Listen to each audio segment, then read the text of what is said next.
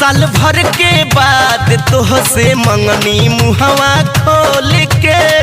धीरे धीरे सब के जानाई दिहला बोल के राजा। साल भर के बाद तोहसे मंगनी मुहवा खोल के धीरे धीरे सब के जानाई दिहला बोल के सझिया सबेरे मड़बरिया सझिया सबेरे मड़बरिया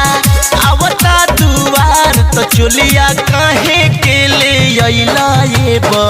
लमुआ उधार चुलिया काहे के ले अइला ये सा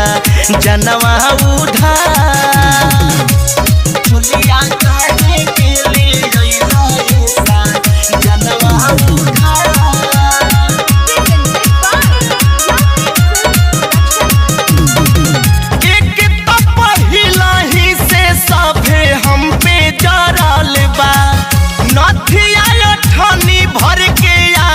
सबके गड़ल बा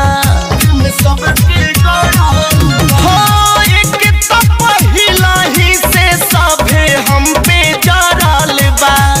नथिया अठनी भर के आँख में सबके गड़ल बा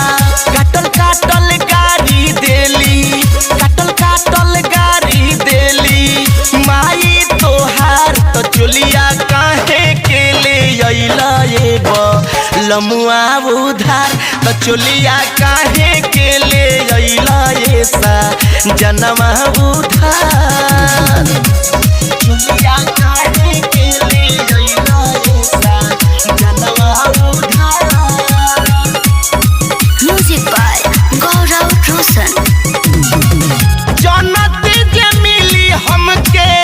ऐसन ससुरावा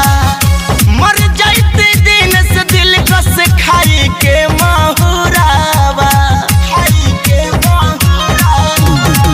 जन्नत जे मिली हमके ऐसन ससुरवा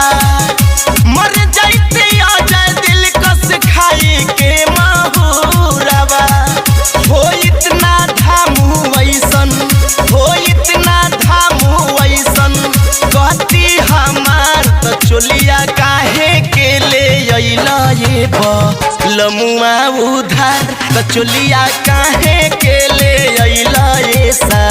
जनवा उधार। साल भर के बाद तोहसे मंगनी मुहवा खोल के धीरे धीरे सब के जानाई दिहला बोल के सझिया सबेरे मड़बरिया सझिया सबेरे मड़बरिया आवता दुआर तो चुलिया काहे के ले अइला ये लमुआ उधार चुलिया काहे के ले अइला ये सा जनवा उधार।